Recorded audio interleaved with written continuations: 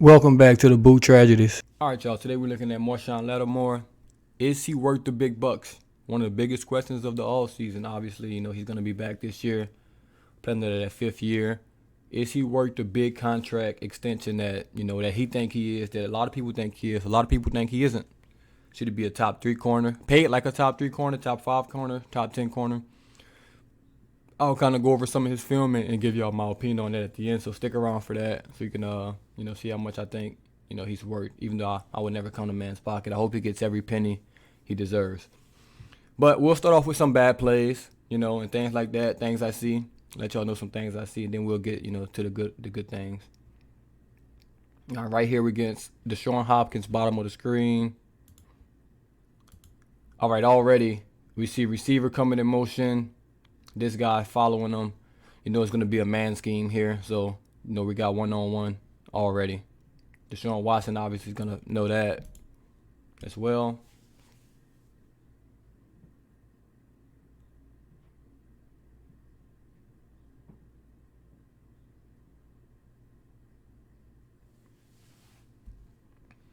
All right, we'll run this back. I'm not going to say this is all on Lattimore because, all right, if we know this already, look at him. He's outside leverage. So he's thinking he has inside help in here. And if you count the numbers from the Saints, you got 1, 2, 3, 4 guys on this side against 1, 2, 3 guys on this side. So somebody's free. Somebody, should be there on the inside. And as you watch the play develop, boom, I'll pause this. P.J. Williams is going to slide his man. I think that's Marcus Williams right there. He's going to pass him off. And now, P.J., it's time for him to read the quarterback. He should drop. That's what he should do. And Lattimore's giving him the inside because he's playing everything outside, the fades and whatnot, the comebacks out there. PJ drops. He's reading him, but doesn't do a great job of it. Lattimore tries to get back. Doesn't get back in time. That's way too easy. It's as you can see, soon as he, looks up, he's looking dead at PJ like, bro, I needed some inside help. See if we can see something from this angle. Doesn't look like it. Not the worst coverage. Not good coverage by any means, but not the worst coverage. But against Deshaun Hopkins, you need great coverage or that touchdown. Once again, we'll run it back one last time. Outside leverage, you're basically giving him the inside, hoping you have your inside help, hoping they'll be there. But you still need to be closer to your man. I also did notice he leaned when he went for his jam. Right here, he's leaning. And against Hopkins, if you lean, once he gets you, boom, gets them hands off of him. Right here, at this point, against that receiver, it's already a touchdown, if we're being honest. Too much separation in the end zone. He's too big, too fast, too everything, too tall. Good hands. And that's a touchdown. Okay, this play here absolutely boils my blood right here. I know you guys remember this Texans game where they came back, then we came back, kicked the game, went in like 60-yard field goal from Lutz, things like that. But it's 48 seconds left in this game. You're on the 25-yard line. They have to go score, to take the lead here. I think they need a touchdown as well, or maybe a field goal to tie. I don't quite remember the score offhand, but oh man, double move here. You can't fall for the double move here. That's just... All right, let's slow this down. Outside leverage once again. So he's giving him the inside. Doesn't want him, him to get outside of him, which is, how you're supposed to play this because he has to help in here. And this is great coverage, great coverage, great coverage right here. Can't get caught with that double move. Can't let him get on top of you. Not going to blame everything on him once again because Marcus Williams, come on now. We need better than this. You're guarding absolutely no one. You need to get over here. Like, I don't understand why we're just guarding. You're reading the quarterback, I understand, but you're guarding absolutely no one. You need to get your depth, get over here. But at the end of the day, it's man coverage. Marshon Lattimore does a bad job of guarding him.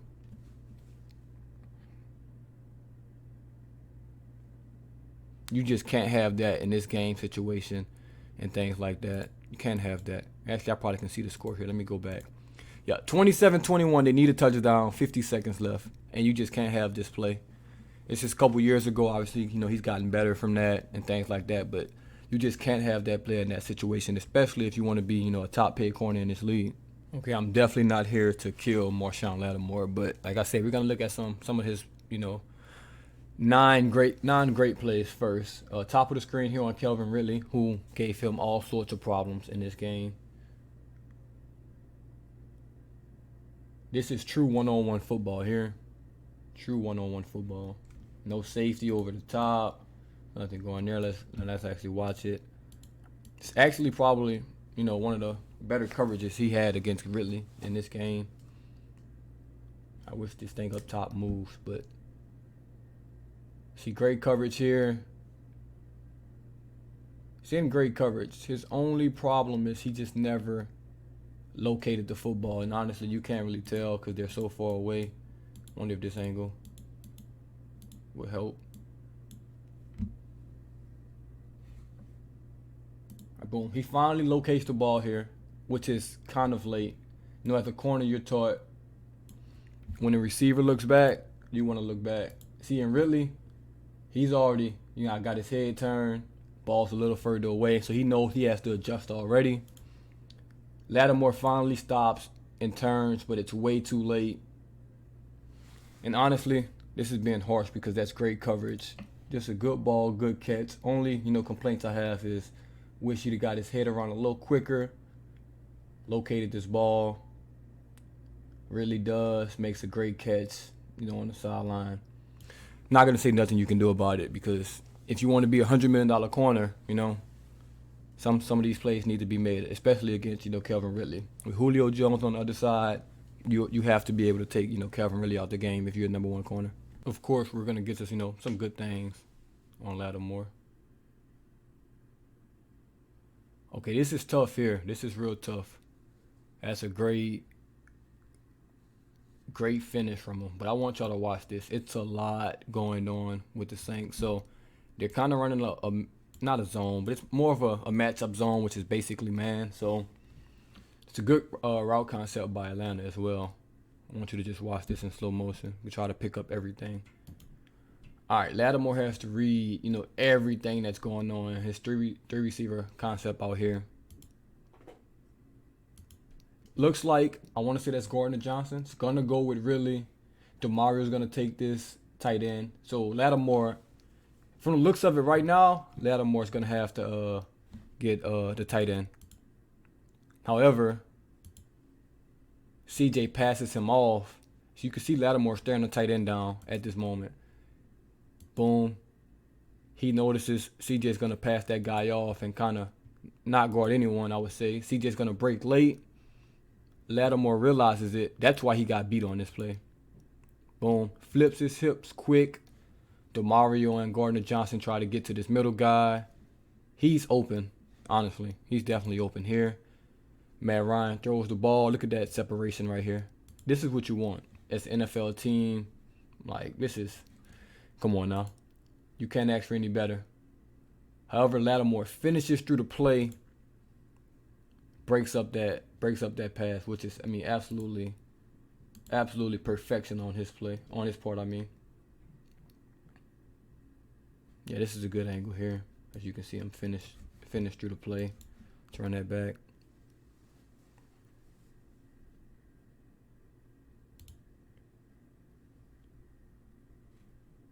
See right here, he's beat. Watch this finish. Ridley's going to catch this, get 2 feet in.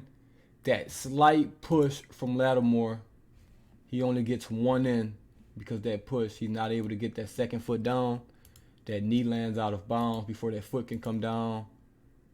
I think Ridley juggles it anyway. That's just a great finish from Lattimore. We'll watch this in full speed one more time. And you can kind of see everything that's going through Lattimore's mind with this 3 receiver concept, with Gage, Ridley.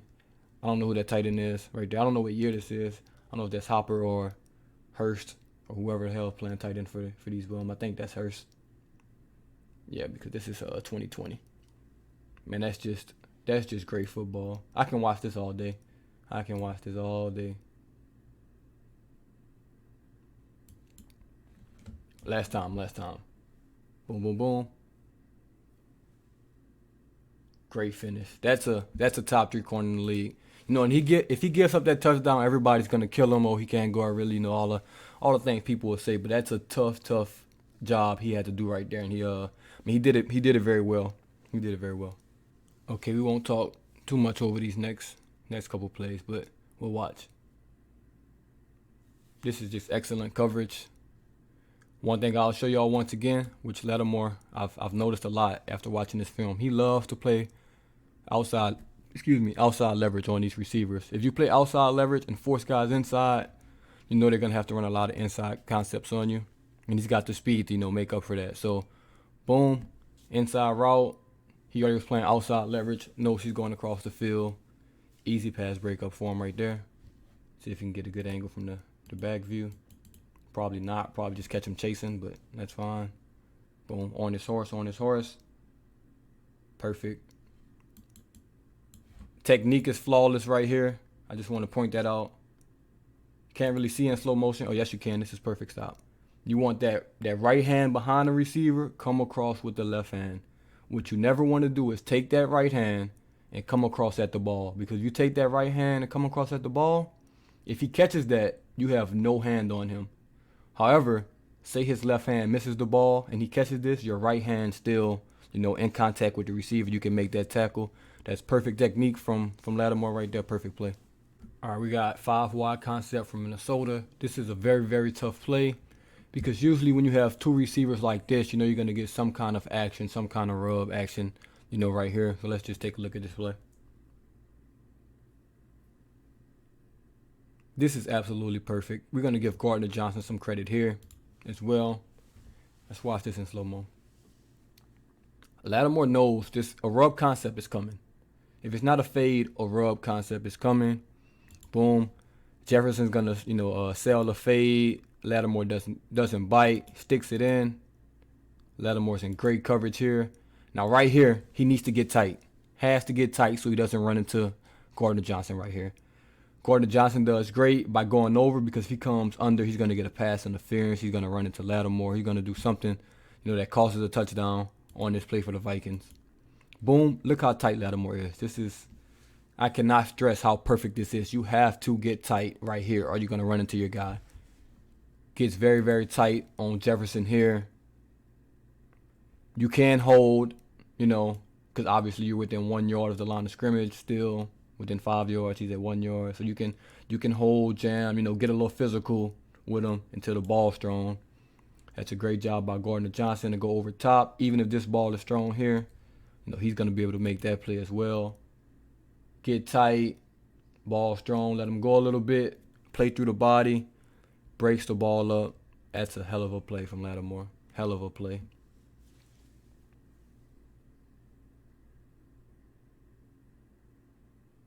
That's just a almost non-existent window to throw it in.